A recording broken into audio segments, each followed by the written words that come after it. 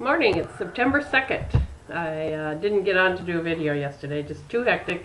Last day of a lot of them's daycare day, so we had celebration and we had flowers delivered for a couple of them, and just a big day. Anyway, today is 3 children, and it's quiet and it's wonderful, and I'm enjoying every second of it.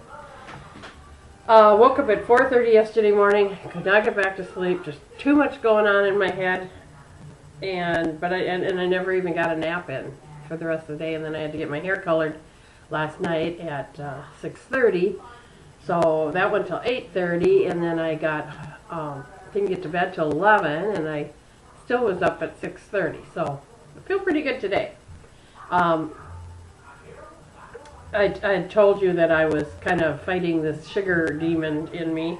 Well, not last night, but the night before. I went to the grocery store to pick up some celebration food for the kids, and I ended up buying this little coffee cake that, of course, that I love, and I bought some shortbread cookies, which of course I love, and I bought some ice cream bars, the Weight Watchers, with 11 grams of sugar in per bar. And I tell you what, I went through like a tornado through those 3 dessert things and just felt ill afterwards, and my stomach instantly bloated up. I just felt like crap. I'm still coming down off of it. I don't know what got into me, but I did it, and a good thing is I paid attention to how it made me feel after, and didn't just keep going.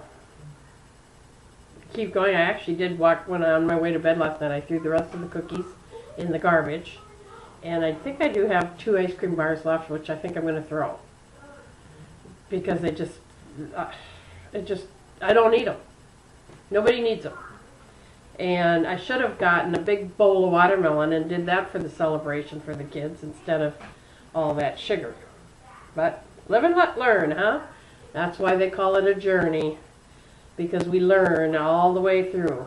And I tell you what, I could instantly feel my stomach just ballooning out, puffing out, crampy, gassy, just awful.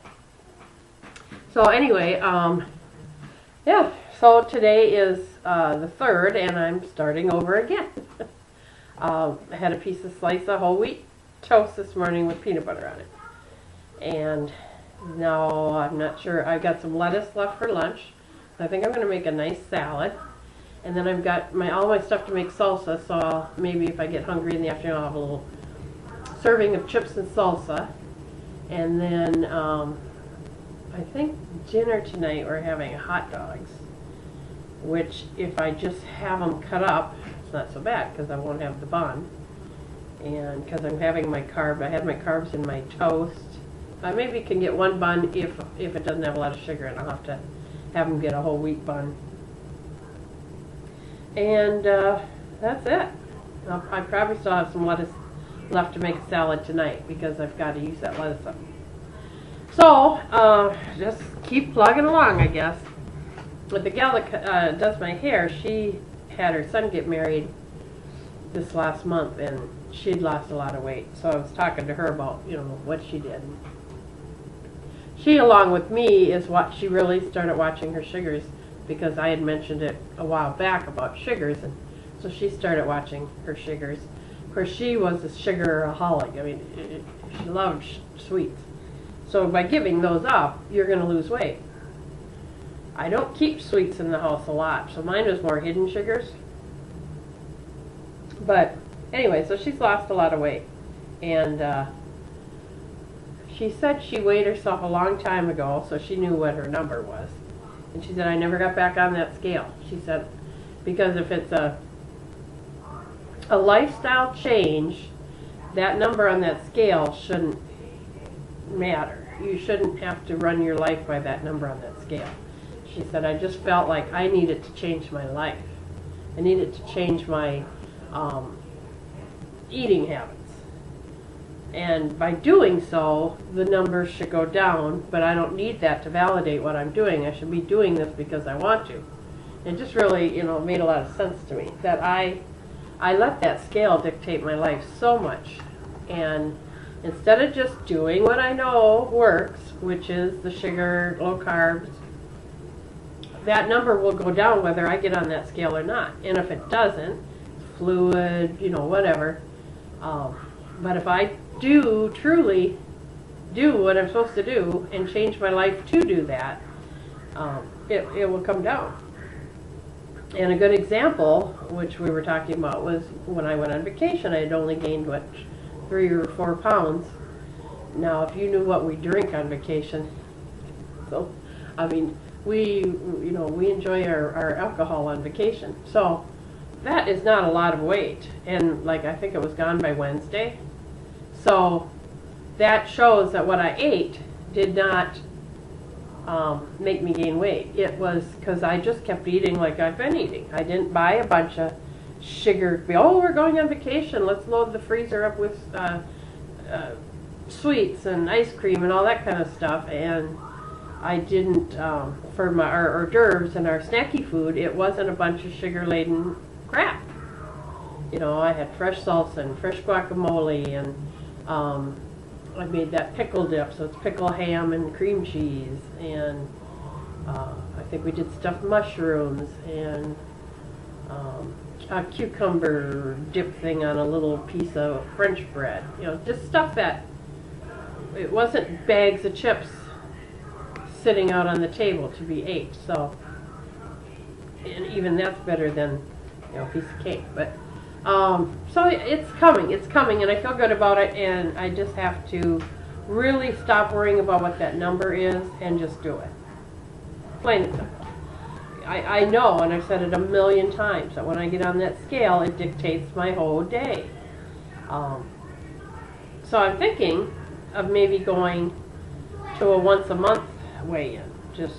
But then oh God, it just scares me because I'm such an addict of the scale. But so maybe I'll weigh myself tomorrow morning before we leave, and then I don't weigh myself until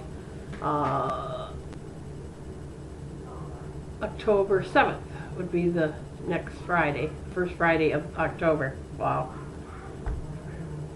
So September 5th I'll weigh, or September 2nd, and then October, and just see how I'm doing in a month instead of, I'll know what I'm eating if you better watch it, that scale's going up.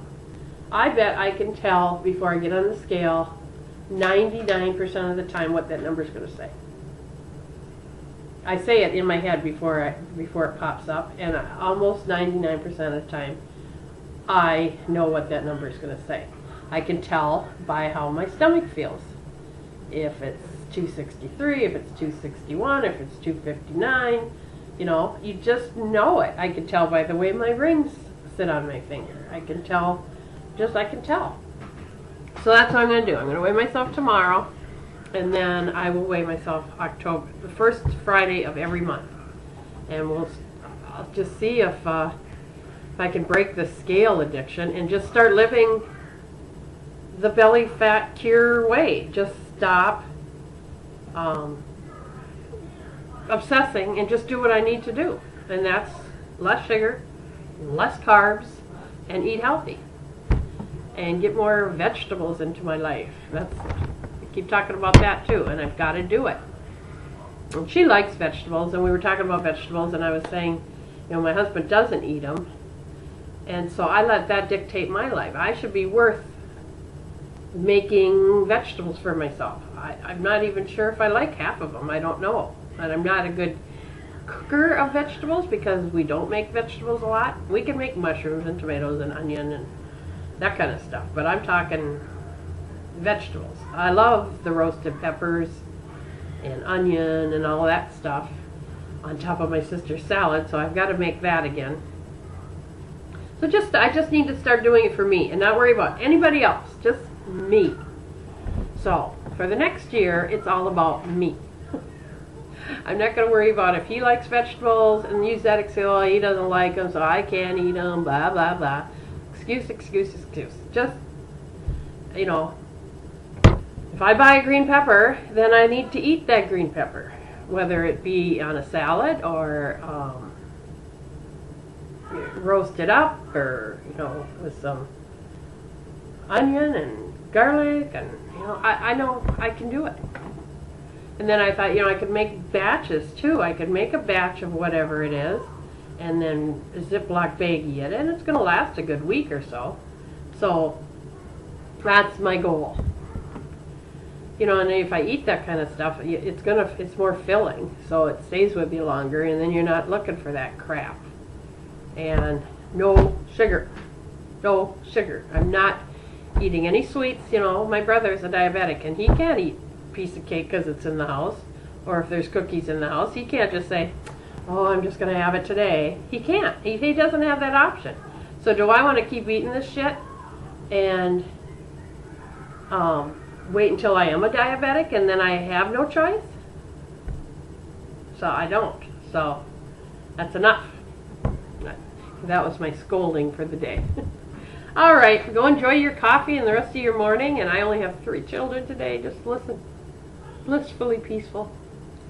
I am going to enjoy this school year immensely. Just having these little ones, and that's where I thrive, is with these little ones, because it's just every day it's a learning experience for them, and the proud moments of when they say their first ABC, or when they recognize a letter, or they recognize a color, or they recognize a shape, or something because I taught them, because of repetition, that they get it, they got it. And versus the school year age, they all, I've got them that far, and now it's just a whole nother level that they need to learn, and that's where the teachers come in, and that's what they're gone to school for, to teach them that kind of stuff. And I just, go thrive, spread your wings. But I'm not there. I'm more, now I'd love to be a kindergarten teacher, a first grade teacher. I would love that age, if that's all you had was that age, and that's what you're teaching. My majority of my kids are little, and so that's what I thrive in, with the little ones. So anyway, I'll talk to you tomorrow. Bye.